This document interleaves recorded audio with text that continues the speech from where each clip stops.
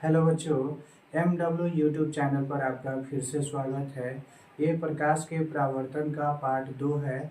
इससे पहले प्रकाश के परावर्तन का पार्ट 1 अपलोड हो चुका है और सभी सिलेबसों का भी वीडियो अपलोड हो चुका है। यदि आपने उसको नहीं देखा है तो इस वीडियो के डिस्क्रिप्शन में उसका लिंक दे दिया गया है, यहाँ से आप देख सकते हैं। नहीं तो आप 7004349995 पर हमें मैसेज करके उसका लिंक ले सकते हैं। तो आइए वीडियो को शुरू करते हैं। वीडियो को शुरू करने से पहले यदि आप हमारे चैनल पर नए हैं तो चैनल को सब्सक्राइब लाइक जरूर करें, साथ ही अपने बेल आइकन को भी दबा दें ताकि हर वीडियो का नोटिफिकेशन आप तक पहुंच सके।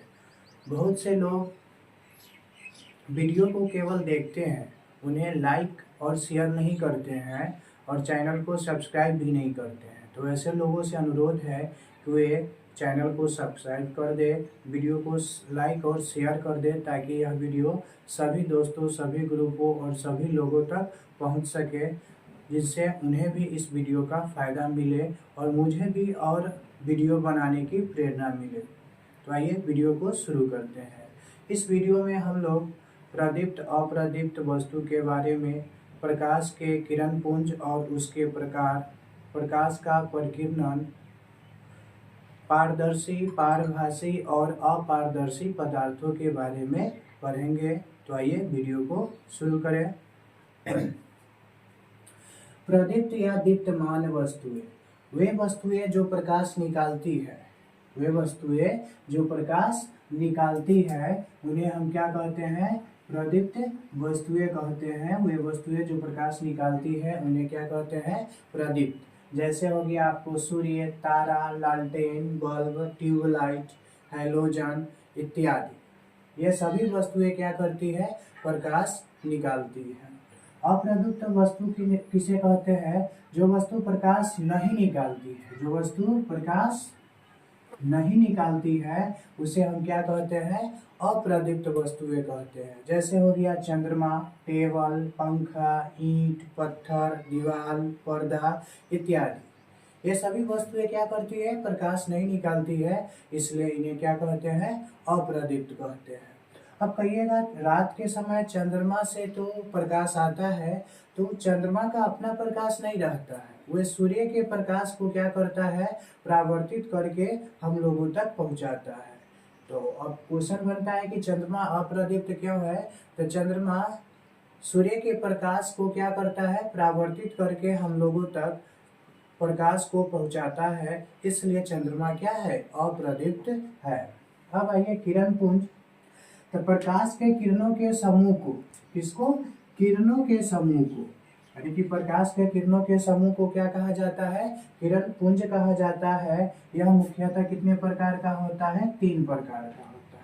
पहला अपसारी किरण पुंज, दूसरा अभिसारी किरण पुंज और तीसरा समांतर किरण पुंज होता है। अपसारी किरण पुंज किसे कहते हैं? जिस किरण पुंज में प्रकाश की किरणें एक बिंदु से निकलकर फैलती चली जाती है। अपसारी का मतलब ही होता है फैलना।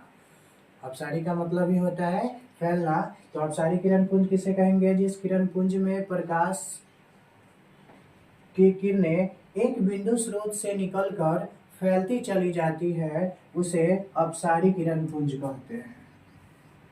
जैसे चित्र में आप देख सकते हैं, यहाँ एक बिंदु से प्रकाश का किरण निकला और सभी तरफ, सभी दिशाओं में फैलता चला गया।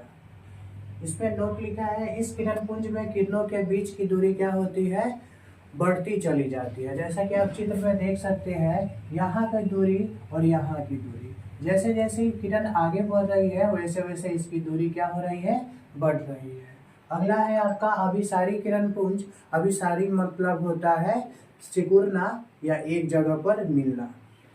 तो जिस किरण पुंज में प्रकाश की किरणें एक बिंदु से निकलकर, जिस किरण पुंज में प्रकाश की किरणें एक बिंदु से निकलकर नहीं, एक बिंदु पर आकर मिलती है या मिलती हुई प्रतीत होती है, तो उसे क्या कहते हैं? अभिसारी किरण पुंज कहते हैं। इस किरण पुंज में क्या होता है? किरणों के बीच की दूरी घटती जाती है। जैसा कि यहाँ देखिए यहाँ की चौड़ाई और यहाँ की चौड़ाई जैसे जैसे आगे बढ़ रहा है वैसे वैसे इसकी चौड़ाई क्या हो रही है, घट रही है। इसका मतलब हुआ कि इस किरण पुंज में क्या हो रहा है, किरण के बीच की दूरी घटती है। तो हमें इसे इस प्रकार से भी कह सकते हैं, जिस किरण पुंज में किरणों के बीच की दूरी घटती है उसे अभिसारी किरण पुंज कहते हैं, और जिस किरण पुंज में किरणों के बीच की दूरी बढ़ती है उसे अपसारी किरण पुंज कहते हैं। अब बोर्ड में तो जगह नहीं है, इसे मिटाकर फिर से लिखना पड़ेगा किरण पुंज। तीसरा पॉइंट क्या था हमारा, समांतर किरण पुंज। तो समांतर किरण पुंज किसको कहेंगे,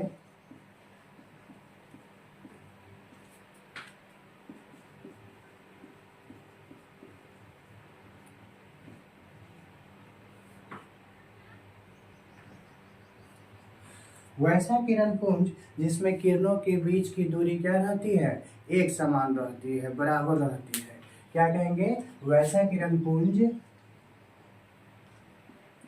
वैसा किरण पुंज जिसमें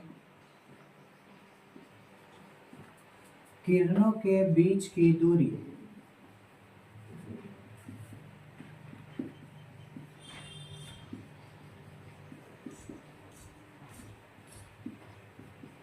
बराबर रहती है उसे समांतर किरण पुंज कहते हैं। यानी कि वैसा किरण पुंज जिसमें किरणों के बीच की दूरी क्या रहती है, बराबर रहती है, उसे समांतर किरण पुंज कहेंगे। जैसा कि आप देख सकते हैं, इसमें जितना दूरी ये पर है, ये किरण है, उतनी दूरी पर दूसरी, तीसरी और चौथी भी किरण है। यानी कि वैसा किरण पुंज जिसमें किरणों के बीच की दूरी क्या रहती हो, बराबर रहती हो, उसे समांतर किरण पुंज कहते हैं। तो इसके नोट में आप लिख सकते हैं, नोट में, कि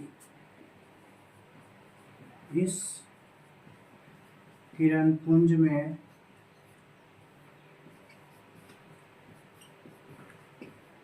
किरणों के बीच की दूरी समान रहती है।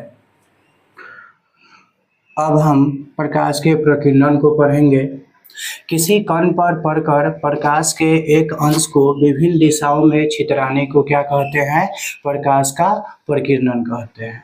यानी कि कोई कण पर जब प्रकाश पड़ता है तो बहुत सारे सभी दिशाओं में छितराता है, जिसे ही हम क्या कहते हैं, प्रकाश का प्रकीर्णन कहते हैं। प्रकाश के प्रकीर्णन के कारण ही हम ऐसी वस्तु को देख पाते हैं जिस पर प्रकाश सीधे नहीं पड़ता है। जैसा कि रूम में आपका टेबल, कुर्सी, किताब रखा हुआ है, उस पर तो सूर्य का प्रकाश सीधे नहीं पड़ता है, फिर भी वो हमें क्या करता है, दिखाई पड़ता है। तो ऐसा क्यों होता है, तो प्रकाश के प्रकीर्णन के कारण प्रकाश बाहरी कणों पर पड़ता है, वे कण सभी दिशाओं में प्रकाश को भेज देते हैं, तो उसी द्वारा रूम के अंदर भी प्रकाश आता है। तो वो ऐसी वस्तु जिस पर सूर्य का प्रकाश सीधे नहीं पड़ता है, फिर भी वह वस्तु हमें दिखाई देती है, किस कारण से, तो प्रकाश के प्रकीर्णन के कारण से। अब है अगला पॉइंट, पारदर्शी पदार्थ। तो वैसा पदार्थ जिसे प्रकाश आसानी से पार कर जाता है, वैसा पदार्थ जिसे प्रकाश आसानी से पार कर जाता है उसे पारदर्शी पदार्थ कहते हैं। जैसा कि हवा, कांच, साफ पानी इत्यादि, इन सभी वस्तुओं में प्रकाश क्या हो जाता है, आसानी से आर पार हो जाता है। अब है अगला पॉइंट, अपारदर्शी पदार्थ। तो वैसा पदार्थ जिसे प्रकाश पार नहीं कर पाता है अपारदर्शी पदार्थ कहलाता है। वैसा पदार्थ जिसे प्रकाश पार नहीं कर पाता है क्या कहलाता है, अपारदर्शी पदार्थ कहलाता है। जैसे लकड़ी, लोहा, पेंट, अलकतरा, पत्थर इत्यादि। पारदर्शी, अपारदर्शी, उसके बाद है पारभासी पदार्थ। तो वैसा पदार्थ जो उन पर पड़ने वाले प्रकाश के एक छोटे से ही भाग को अपने में से होकर जाने देते हैं, उन्हें क्या कहते हैं? पारभासी पदार्थ कहते हैं। उन्हें क्या कहते हैं? पारभासी पदार्थ कहते हैं। जैसे घिसा हुआ कांच, कांच भी जैसे केवल कांच रहा तो वो आपको पारदर्शी, रंगा हुआ कांच तो अपारदर्शी, मतलब एक साइड से रंगा है, जैसे दर्पण, वो एक साइड से रंगा होता है, एक साइड से प्लेन होता है, इसमें प्रकाश आर पार नहीं होता है, तभी हम अच्छे तरीके से मुंह उसमें अपना चेहरा देख पाते हैं। तो केवल कांच पारदर्शी, रंगा हुआ कांच अपारदर्शी और घिसा हुआ कांच पारभासी पदार्थ होता है। आगे है कुहासा। कुहासे के दिन में हमें क्या होती है? आगे की दृश्य, मतलब नज़र के सामने का जो दृश्य होता है वो पूरा साफ साफ नहीं दिखाई देता है। धुआं में भी उसी तरह होता है। तेल लगा हुआ कागज, चमड़ा, रक्त, दूध, ये सब के सब क्या है? पारभासी पदार्थ है। आशा करता हूँ कि आपको यह वीडियो बहुत अच्छे तरीके से समझ में आया होगा। तो यदि आपको यह वीडियो बहुत अच्छे तरीक़े से समझ में आया तो चैनल को लाइक सब्सक्राइब करना ना भूलें, साथ ही बेल आइकन को दबा दें ताकि हर नए वीडियो का नोटिफिकेशन आप तक पहुंच सके। और एक बात, आप पढ़ते समय या वीडियो को देखते समय कॉपी कलम ज़रूर रखें अपने साथ और इसका नोट्स भी बनाते चलें ताकि आपको रिवीजन में दिक्कत ना हो। इसी के साथ मैं आपसे विदा लेना चाहता हूँ। धन्यवाद।